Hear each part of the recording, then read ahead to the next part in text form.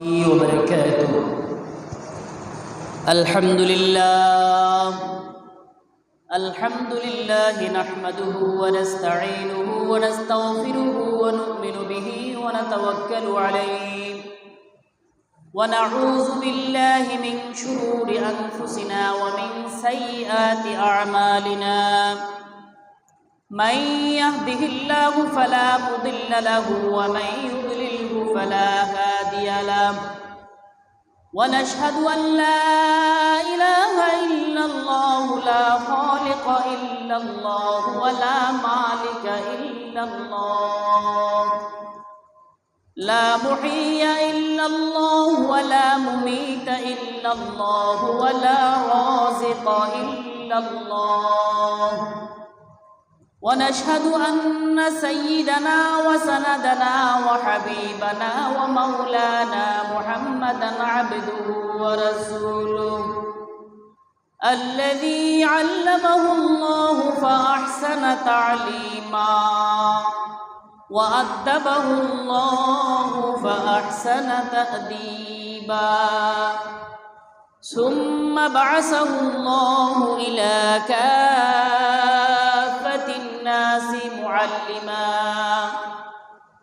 اللهم فصل وسلم عليه وعلى آله وأصحابه وأزواجه وذرياته وأهل بيته وعلماء أمته وفقهاء ملته ونجباء طريقته أجمعين.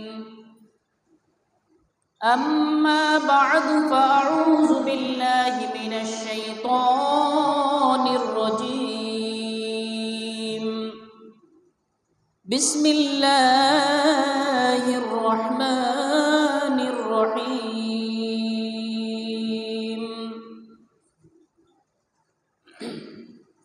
لن ينال الله لحومها ولا دماؤها ولكن يناله التقوى منكم. كذلك سخرها لكم لتكبروا الله على ما هداكم وبشر المخبتين. وقال تعالى: ولكل أمة جعلنا منسكا ليذكروا اسم الله على ما رزقهم من بهيمة الأنعام. فإلهكم إله واحد فله أسلموا وبشر المخبتين. قال النبي صلى الله عليه وسلم: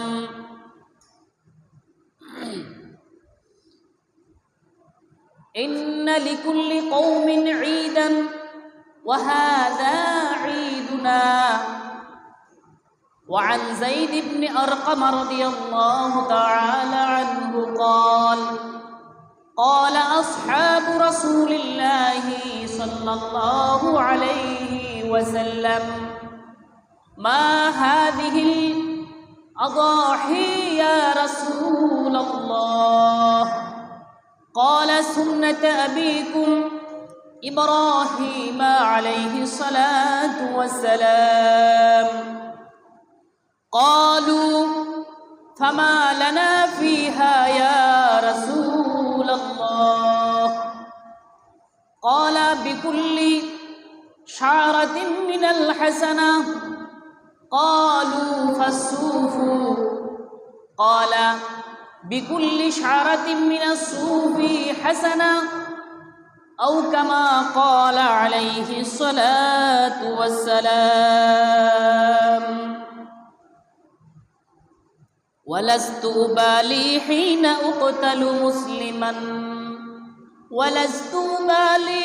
أقتل مسلما على أي شك كان في الله مصرعي على أي شك كان الله كان في الله مصرعي وذلك في ذات الإله وإن يشاء وذلك في ذات الإله وإن يشاء يبارك على أوصال شلو ممزع يبارك على أوصال شلو ممزع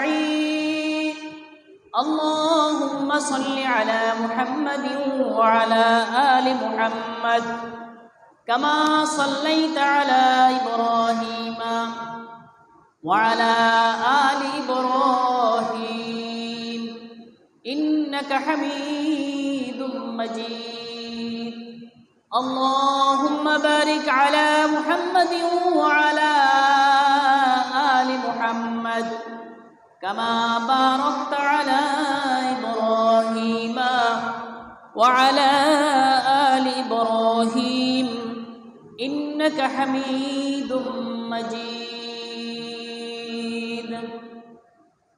الله أكبر الله أكبر لا إله إلا الله والله أكبر ولله الحمد সম্মানিত মুসলিয়ানে কেরাম, উপস্থিত প্রাণপ্রিয় যুবক ভাইয়েরা, সর্বস্তরের মুরব্বিয়ানে আযম, পর্দার আড়াল থেকে শ্রবণকারিণী সম্মানিতা মা বোনেরা, আল্লাহ রাব্বুল আলামিনের দরবারে লক্ষ কোটি গুণ শুকরিয়া জ্ঞাপন করছি যে আল্লাহ রাব্বুল আলামিন আমাদেরকে ঈদুল আযহা এর দিনে এখনো সুস্থ রেখে আল্লাহ রাব্বুল আলামিন আমাদেরকে তার দাসত্ব করার, গোলামি করার নিমিত্তে ঈদের জামাতে শরীক হওয়ার তৌফিক দান করেছেন। এই জন্যে সকলেই অন্তরের অন্তঃস্থল থেকে বলি আলহামদুলিল্লাহ। আলহামদুলিল্লাহ। মুহতারাম হাজিরিন, বহু প্রতীক্ষিত একটি দিন আজকের দিন, ঈদুল আযহা তথা কুরবানির ঈদ। ঈদ অর্থ আনন্দ, খুশি, উৎসব। আযহা আযাহাতুন শব্দের বহু বচন, অর্থ উৎসর্গকৃত প্রাণী, আল্লাহর নামে উৎসর্গকৃত প্রাণী। সুতরাং আজকে 10ই জিলহজ 1445 হিজরি মোতাবেক 17ই জুন 2024 ইংরেজি, আল্লাহ রাব্বুল আলামিন আমাদেরকে পুরা একটি বছর, গত বছর থেকে বছর পর্যন্ত জীবিত রেখেছেন, সুস্থ রেখেছেন। এই জন্য অবশ্যই আল্লাহর কাছে আমরা কৃতজ্ঞ আদায় করতে হবে, শুকর আদায় করতে হবে। আল্লাহ রাব্বুল আলামিন এই ঈদের দিন আমাদের জন্য রেখেছেন মহান একটি বিধান, যেই বিধানের ইতিকথা, ইতিহাস অতি স্মরণীয়, বরণীয়, হৃদয় বিদারক ইতিহাস, কুরবানির ইতিহাস।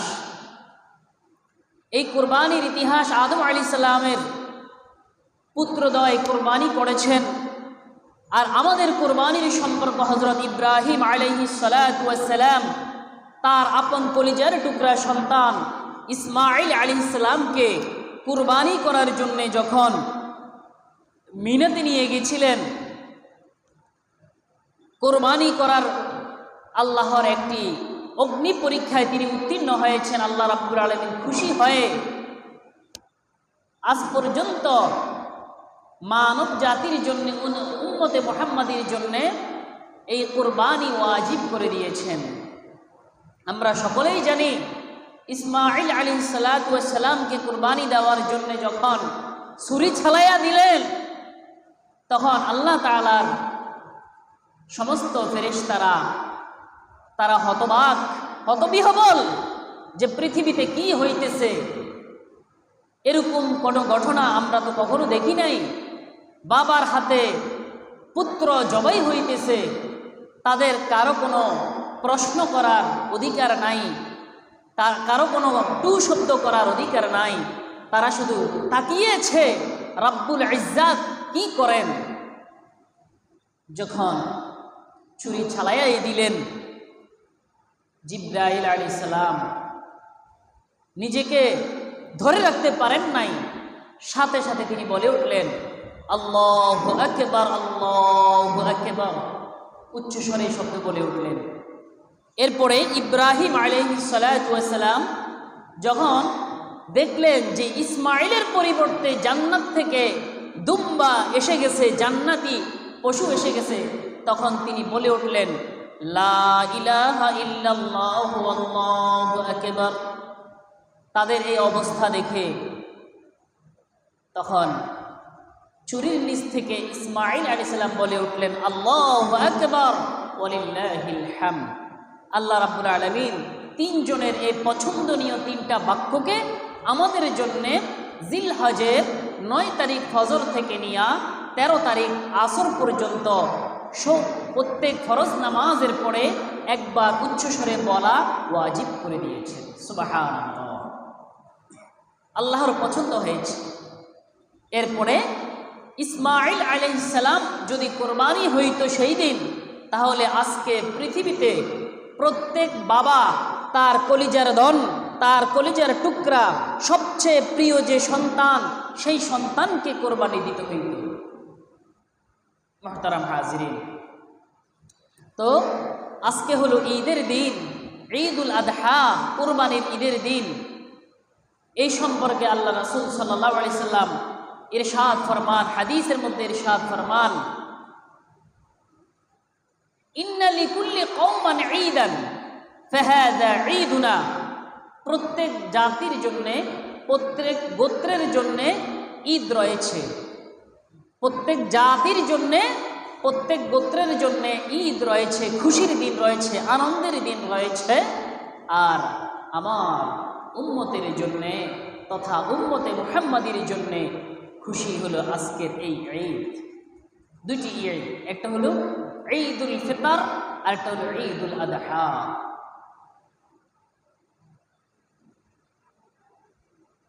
মুহতারাম হাজিরিন, আল্লাহ রাব্বুল আলামিন মানুষের ফিতরতের দিকে লক্ষ্য করে, মানুষের স্বভাবের দিকে লক্ষ্য করে এই দুইটি ঈদও মানুষের জন্য দিয়েছে। কারণ মানুষ তার কি কি চাহিদা, মানুষের কিছু চাহিদা আছে, মানুষের মাঝে মাঝে আনন্দ বিনোদন খুশি করার দরকার পড়ে। সেই স্বভাবের দিকে লক্ষ্য করে আল্লাহ রাব্বুল আলামিন এই দিন ইসলাম হলো ফিতরাত, ফিতরাতাল্লাহিল্লাতী ফাতারান নাস আলাইহা লা তাবদীলা লিখালকিল্লাহ। মানুষকে তার ফিতরতের উপরে রাখা হয়েছে, মানুষকে সৃষ্টি করা হয়েছে ফিতরতের উপরে। প্রত্যেক মানুষের কি আছে, চাহিদা আছে। এদিকে চলে আসে, সামনের কাতারে চলে আসে। মানুষের চাহিদা আছে যে খুশি হওয়ার। আল্লাহ রাসূল বলেন ইন্না লিকুল্লি কওমান ঈদান, প্রত্যেক কওমের জন্য ঈদ রয়েছে। ওয়া হাযা ঈদুনা, এটা আমাদের ঈদ। তো কওম মানে অন্যান্য বিধর্মীরাও কি করে, উৎসব করে, আনন্দ করে, ফুর্তি করে। আর মুসলমানদের আনন্দ ফুর্তি সম্পূর্ণ জান্নাতি পরিবেশে, জান্নাতি তারতম্যে মুসলমানদের আনন্দ এবং ফুর্তি হবে। মুহতারাম হাজিরিন, সুতরাং আমরা যে আনন্দ এবং ফুর্তি করব তার কিছু নিয়ম আছে, নীতি আছে, বৈশিষ্ট্য আছে, ভদ্রতা আছে, শালীনতা আছে। আর বিধর্মীদের যে উৎসব, সেই উৎসবের মধ্যে কোনো ধরনের কোনো বিধিবিধান আল্লাহ রাব্বুল আলামিন রাখেন নাই। শুধু একমাত্র আল্লাহ রাব্বুল আলামিনের মনোনীত ধর্ম হচ্ছে ইসলাম। এই ইসলামের অনুসারী যারা, যারা মুসলমান, তাদের জন্য আল্লাহ রাব্বুল আলামিন বিধিবিধানের তারতম্য, বৈশিষ্ট্য, নিয়ম নীতি রেখেছেন। যে তোমরা চতুষ্প জন্তুর মতো চললে হবে না, তোমাদেরকে আমি সৃষ্টি করেছি আমার একটা উদ্দেশ্য নিয়ে। যখন তোমাদের হায়াত শেষ হয়ে যাবে তোমরা আবার যেখান থেকে এসেছো সেখানে চলে যাবে। ইন্না লিল্লাহি ওয়া ইন্না ইলাইহি রাজিউন। নিশ্চয়ই সমস্ত মানুষ আল্লাহ রাব্বুল আলামিন সৃষ্টি করেছেন, আমরা সকলেই আল্লাহর বান্দা। ওয়া ইন্না ইলাইহি রাজিউন, এবং তার দিকে আমরা সকলেই, যখন আমাদের সময় ফুরে আসবে, হায়াত শেষ হয়ে যাবে, তখন তার কাছে আমাদের আবার ফিরে যেতে হবে। ওয়া ইন্না ইলাইহি রাজিউন, তার কাছে আমাদের আবার ফিরে যেতে হবে। তিনি আমাদেরকে প্রেরণ করেছেন, তার কাছে আবার ফিরে যেতে হবে। মাঝখান দিয়ে আখিরাতের তুলনায় একটি দিন এই পৃথিবীতে আল্লাহ রাব্বুল আলামিন সৃষ্টি করে আমাদেরকে পরীক্ষা করার জন্যে, কোন বান্দা আমার ইবাদত বন্দেগী করে, কোন বান্দা আমার হুকুম নিয়ম নীতি মেনে চলে। এদিকে তার আল্লাহ রাব্বুল আলামিনের দেখার বিষয়, পরীক্ষা করার বিষয়। মুহতারাম হাজিরিন, তো আজকের এই খুশি কাদের জন্যে? এই খুশি হচ্ছে তাদের জন্যে যারা আল্লাহ রাব্বুল আলামিনের আনুগত্য করে, আল্লাহ রাব্বুল আলামিনের ইবাদত করে, আল্লাহর বিধানগুলা মেনে চলে, হিসাব করে করে পুঙ্খানো আল্লাহর বিধান মেনে চলে, তাদের জন্য আজকে আনন্দ। যেমন আল্লাহ রাব্বুল আলামিন যাদেরকে ওয়াসআত দিয়েছে তারা আজকে কুরবানি করবে, তাদের জন্য এই ঈদ, তারা আজকে ঈদের ময়দানে উপস্থিত হচ্ছে। এরপরে ঈদের ময়দান থেকে যাওয়ার পরে তারা আল্লাহর নামে, আল্লাহর মহান বিধান কুরবানি আদায় করবে, পশু জবাই করবে। আর যাদের ওয়াসআত আছে থাকা সত্ত্বেও তারা কুরবানি দিচ্ছে না, তাদেরকে হুঁশিয়ারি করে আল্লাহ রাসূল বলতেছেন, মান কানা লাহু সাআতান ওয়া লাম ইউদাহি ফালা ইয়াকরাবান্না মুসাল্লানা। যার সামর্থ্য আমি দিয়েছি, যদি কুরবানি না করে সে যেন ঈদগাহে না আসে, আমার ঈদগাহে সে যেন না আসে। মুহতারাম হাজিরিন, এরপরে এই কুরবানি দিলে আমাদের কি ফায়দা? একটি হাদিস হযরত যায়েদ ইবনে আরকাম রাদিয়াল্লাহু তাআলা আনহু থেকে বর্ণিত। عن زيد بن أرقم رضي الله تعالى عنه قال قال أصحاب رسول الله صلى الله عليه وسلم ما هذه الأضاحي يا رسول الله। ওগো প্রিয়, আমাদের প্রিয় রাসূল, ইয়া রাসূলুল্লাহ, এই কুরবানি জিনিসটা কি? ক্বালা, আল্লাহ রাসূল বলেন, সুন্নাতা আবিকুম ইব্রাহিম আলাইহিস সালাতু ওয়াস সালাম। এই কুরবানি হচ্ছে তোমাদের পিতা হযরত ইব্রাহিম আলাইহিস সালামের সুন্নাত। সাহাবায়ে কেরাম প্রশ্ন করলেন, ফামা লানা ফিহা ইয়া রাসূলুল্লাহ, ওগো আল্লাহ রাসূল, এই কুরবানি করলে আমরা কি পাবো? এই কুরবানিতে আমাদের জন্য কি রয়েছে?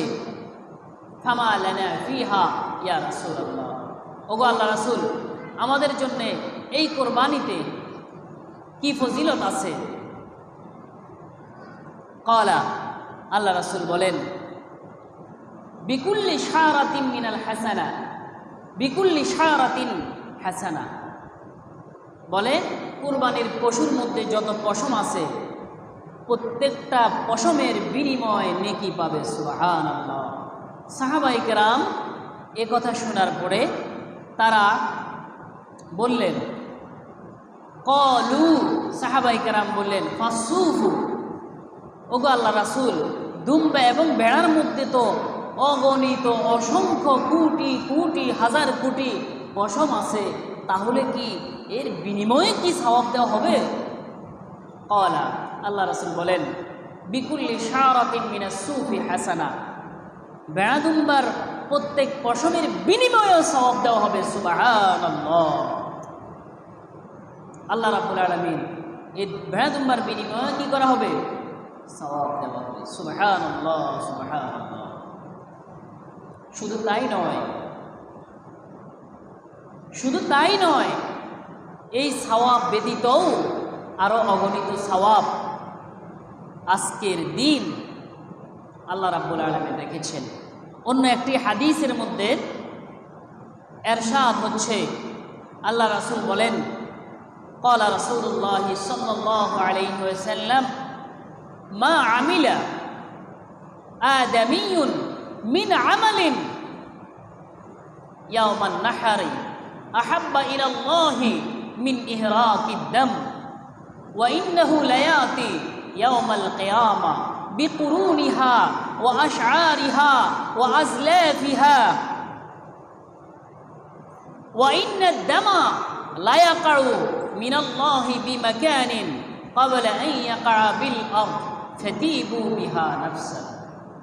আল্লাহ রাসূল বলেন, মা আমিলা আদামিয়ুন মিন আমালিন ইয়াওমান নাহার, কুরবানির দিন বনি আদম যে সমস্ত ভালো কাজ করে তার মধ্যে সর্বোত্তম কাজ হইল আল্লাহর নিকট সবচেয়ে পছন্দনীয় কাজ মিন ইহরাকিদ দম, রক্ত প্রবাহিত করা। কুরবানির মাধ্যমে পশুর রক্ত প্রবাহিত করা, এটা হচ্ছে আহাব্বা ইলাল্লাহি মিন ইহরাকিদ দম, রক্ত প্রবাহিত করার চেয়ে আল্লাহর কাছে পছন্দনীয় মুহাব্বতের জিনিস, আল্লাহর কাছে উত্তম কোনো আর জিনিস নাই। ওয়া ইন্নাহু লায়াতি ইয়াউমাল কিয়ামা, এবং কিয়ামতের দিন আসবে এই পশুগুলো বিকুরুনিহা, তারা তাদের শিংগুলো নিয়ে কিয়ামতের ময়দানে উঠে যাবে। ও আশআরিহা, তাদের পশম নিয়ে কিয়ামতের ময়দানে উঠে যাবে। ও আজলাফিহা, তাদের খুরগুলো নিয়ে কিয়ামতের ময়দানে উপস্থিত হয়ে যাবে। কেন উপস্থিত হবে? লাব্বাইক, আমি আব্দুল করিমের দেওয়া পশু, কোরবানি করা পশু, আমি উপস্থিত, আমাকে কোরবানি দিয়েছে হে আল্লাহ, আমি উপস্থিত। ওয়া ইন্নাদ দামা লা ইয়াকাউ মিনাল্লাহি বিমাকানিন ক্বাবলা আন ইয়াকা ফিল আরদ। এরপরে বলছে, যখন পশু জবাই দেওয়া হয়, পশু জবাই দেওয়ার সাথে সাথে যে রক্তটা জমিনে প্রবাহিত হয়, জমিনে পড়ার আগেই তা নির্দিষ্ট একটা জায়গায় আল্লাহ রাব্বুল আলামিনের দরবারে পৌঁছে যায়। সকলে বলি সুবহানাল্লাহ। ওয়া ইন্নাদ দামা লা ইয়াকাউ মিনাল্লাহি বিমাকানিন, আল্লাহর দরবারে সেটা পৌঁছে যায়। ক্বাবলা আন ইয়াকা ফিল আরদ, জমিনে পড়ার আগেই। ফাতিবু বিহা নাফসা, সুতরাং খুশি মনে তোমরা কোরবানি করতে থাকো, খুশি মনে তোমরা কোরবানি করো। ফাতিবু বিহা নাফসা, খুশি মনে তোমরা কোরবানি করো, আনন্দের সাথে তোমরা কোরবানি করো। মুহতারাম হাজিরিন, আল্লাহ রাব্বুল আলামিন এই কোরবানির আমাদেরকে আদেশ করেছেন শুধু পশু জবাইয়ের জন্যে। আর সাহাবায়ে কেরামের ইতিহাস হলো, সাহাবায়ে কেরামের অবস্থা হলো, তারা নিজেদেরকে ত্যাগ করেছে, নিজেদেরকে কোরবানি করেছে। সাহাবায়ে কেরাম আল্লাহর রাস্তায় নিজেদেরকেই কোরবানি করে দিয়েছে। আমরা কিন্তু সেটা করি না, আমরা করি পশু কোরবানি। আপনাদেরকে আমি একটি ঘটনা শোনাবো। চতুর্থ হিজরি সনে সফর মাসে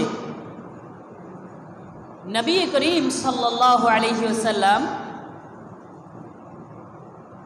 চতুর্থ হিজরি সনের সফর মাসে আমাদের প্রিয় নবী হযরত মুহাম্মদুর রাসূলুল্লাহ সাল্লাল্লাহু আলাইহি ওয়াসাল্লাম বনু আমের গোত্রের তোফাইল ইবনে তোফাইলের কাছে ইসলামের দাওয়াত নিয়া, পত্র নিয়া একজন জলিলুল কদর সাহাবীকে প্রেরণ করেছেন। তার নাম হচ্ছে হযরত মিলহান ইবনে হারাম রাদিয়াল্লাহু তাআলা। হযরত মিলহান ইবনে হারাম রাদিয়াল্লাহু তাআলা আনহুকে তিনি পত্র প্রেরণ করে পাঠিয়েছেন কার কাছে? বনু আমের গোত্রের সরদার আমের ইবনে তুফাইলের কাছে। আমের ইবনে তুফাইল এ পত্র দেখে রাগে ক্রোধে গোসায় সে তার সেনাপতিকে আদেশ করল। সেনাপতির নাম জাব্বার ইবনে সালামা। এই জাব্বার ইবনে সালামাকে আদেশ করল মুহাম্মাদের এই দূতকে হত্যা করে দাও। সাথে সাথে জাব্বার ইবনে সালামা পিছন থেকে বর্ষা নিক্ষেপ করে মাথার ভিতরে দিয়ে ঢুকিয়ে দিয়ে সাথে সাথে আল্লাহ রাসূলের দূতকে, আল্লাহ রাসূলের কাসেদকে হত্যা করে দিল। সারা পৃথিবীতে একটা নিয়ম আছে, দূত হত্যা করা মানে হলো যুদ্ধ ঘোষণা করা। আপনার সাথে আমার বনিবনা নাও হোক, আমরা শত্রু, কিন্তু দূত হত্যা করা যাবে না। এটা পৃথিবীতে এখনো সবচেয়ে বড় অপরাধ হিসেবে গণ্য করা হয়। এই জলিলুল কদর সাহাবীকে যখন ইসলামের দাওয়াত নিয়ে আমির ইবনে তুফাইলের নিকট প্রেরণ করার পরে সে হত্যা করল, ওই সাহাবীর মুখে এই যখন বর্ষা নিক্ষেপ করলো পিছন থেকে, তিনি শুধু এই কথাটা বললেন, আল্লাহু আকবার ওয়া ফুস্তু, আল্লাহু আকবার ওয়া ফুস্তু ওয়া রাব্বিল কাবা। শুধু এই শব্দটা বলেছেন, আল্লাহু আকবার ফুস্তু ওয়া রাব্বিল কাবা। অর্থ কি? আল্লাহ সবচেয়ে বড়, আমি কামিয়াব হয়ে গেলাম, কাবার রবের কসম আমি সফল হয়ে গেছি। মানে সাহাবায়ে কেরামের অবস্থা ছিল এমন যে আমি আমার প্রাণ, আমি আমার জানকে যদি আল্লাহর রাস্তায় বিলিয়ে দিতে পারি তাহলে আমি সফল। এবং করেছেনও তাই, তারা দোয়াও করতো তাই যে আল্লাহ আমার এই প্রাণকে, আমার এই জানকে, আমাকে আল্লাহর রাস্তায় জিহাদের ময়দানে আমাকে দ্বীনের পথে আপনি শহীদ করিয়েন। তারা এমন দোয়া করত। আমরা আজকে জবাই করছি পশু কোরবানি করছি, তারা নিজেদেরকেই কোরবানি করে দিত। যখন তাকে এভাবে শহীদ করে দেওয়া হলো, তিনি বলেছেন, আল্লাহু আকবার ফুস্তু ওয়া রাব্বিল কাবা, কাবার রবের কসম, শপথ, আমি সফল হয়ে গেছি। দেখেন তাদের ঈমানি হালাত, ঈমানি জজবা কত মজবুত, কত উচ্চ পর্যায়ে। হযরত খুবাইব রাদিয়াল্লাহু তাআলা আনহুকে যখন কাফেরেরা হত্যা করার জন্যে বদ্ধভূমিতে নিয়ে গেল, যখন সেখানে তাকে হত্যা করার জন্যে নিয়ে গেল, এখন তাকে এখানে হত্যা করবে, তিনি কান্না করেন নাই। তিনি আজকে মারা যাবেন, শহীদ হয়ে যাবেন, কোনো পেরেশান নাই, খুশি আর খুশি, আনন্দ। তার আনন্দ দেখে কাফেররাও হতবাক, কিরে কেমন মুহাম্মদের এই সাথীগুলা, এদেরকে হত্যা করবো, এরা খুশি। বলেছি যে মুহাম্মদকে শুধু খারাপ বলো, যে তুমি ইসলাম থেকে চলে আসতে হবে না, তোমার জায়গায় যদি মুহাম্মদকে শুলিতে ছড়ানো হয় তুমি এটা পছন্দ করো কিনা? আমরা মুহাম্মদকে শুলিতে ছড়াবো না, শুধু তুমি এটা পছন্দ করো কিনা, এটা পর্যন্ত তারা পছন্দ করে না। বরং কাফেরদেরকে আরও সতর্ক করে বলে, খবরদার আমার প্রিয় হাবিব নিয়ে একটা কথা বললে তোমাদের জিহ্বা টিনে ছেড়ে ফেলবে। এমন যখন অবস্থা, হযরত খুবাইব রাদিয়াল্লাহু তাআলাকে যখন বদ্ধভূমিতে নিয়ে গিয়ে শুলিতে ছড়ানো হবে, হত্যা করা হবে, তিনি শুধু দুইটি কবিতার পংক্তি তিনি উচ্চারণ করেছেন, দুটি কবিতা তিনি পড়েছেন। যে কবিতা হচ্ছে, ওয়ালাস্তু উবালি হিনা উকতালু মুসলিমান, ওয়ালাস্তু উবালি হিনা উকতালু মুসলিমান, আলা আইয়ি শাক্কিন কানা ফিল্লাহি মাসরাঈ, আলা আইয়ি শাক্কিন কানা ফিল্লাহি মাসরাঈ, ওয়াযালিকা ফি যাতিল ইলাহি ওয়া ইন ইয়াশা, ওয়াযালিকা ফি যাতিল ইলাহি ওয়া ইন ইয়াশা, আলা আওসালিন ইউবারিক আলা আওসালিন শিলওয়িন মুমাজ্জাঈ, ইউবারিক আলা আওসালিন শিলওয়িন মুমাজ্জাঈ। তিনি শুধু এই দুইটি কবিতা উচ্চারণ করেছেন। তিনি বলেছেন যে আমাকে এখন যে শহীদ করা হবে আমার কোনো পরোয়া নাই, আমাকে তোমরা কাত করে হোক, চিৎ করে হোক, দাঁড়ানো হোক, যেভাবেই তোমরা আমাকে এখন শহীদ করবে, আমার কোনো পরোয়া নাই, আমি রাজি। শুধু তাই নয়, আল্লাহ রাব্বুল আলামিন এর বিনিময়ে আমাকে দিবে। তোমরা এখন আমাকে কিমা করবে, টুকরা টুকরা করবে, গুড়ি গুড়ি করবে, যতই করো আমার কোনো পরোয়া, আমি খুবাইবের কোনো পরোয়া নাই। আমি এখন যেভাবেই শহীদ হব, তোমরা আমাকে শুলিতে হোক, ফাঁসিতে হোক, ছুরি দিয়ে হোক, যেভাবেই তোমরা আমাকে, যে নিয়মে, যে পদ্ধতিতে তোমরা আমাকে এখন শহীদ করবে, আমি সম্পূর্ণই আল্লাহর রাস্তায় শহীদ হব। সুতরাং আমার কোনো পরোয়া নাই। এই ছিল সাহাবায়ে কেরামের জিন্দেগি, সাহাবায়ে কেরামের অবস্থা। মুহতারাম হাজিরিন, আজকে আমরা যে পশু কুরবানি করব, এই পশুর কুরবানি আমাদের জন্য কেন নির্ধারণ করেছেন? আমাদের মধ্যে, মানুষের মধ্যে দুটি বিপরীতমুখী বৈশিষ্ট্য আছে। একটি হচ্ছে রাব্বানিয়ত, আরটা হচ্ছে নাফসানিয়ত। নাফসানিয়ত তথা হলো পশুত্ব। প্রত্যেক মানুষের ভিতরে একটা পশুত্ব আছে। এই পশু কুরবানির মাধ্যমে প্রত্যেক মানুষের ভিতরে যে পশুত্ব আছে, এই পশুত্বকে কুরবানি দিয়ে মানুষ পাক পবিত্র পুত হবে। এটাই হচ্ছে আল্লাহ রাব্বুল আলামিনের মার্জি। আমরা যেমন রাব্বানিয়ত, আল্লাহ রাব্বুল আলামিনের জন্য ইবাদত বন্দেগী করি, আল্লাহ রাব্বুল আলামিনের কথা মেনে চলি, মানুষের ভিতরে একটা পশুত্ব মনোভাব আছে। এই পশুত্বর মনোভাবকে দূর করার জন্য পশু কুরবানি। মুহতারাম হাজিরিন, তো আজকের আমাদের এই ঈদুল আদহার জামাতে আজকের আমাদের এখানে যে আলোচনাগুলো হবে, আর সামান্য আলোচনা করে আমাদের 8টায় জামাত অনুষ্ঠিত হবে।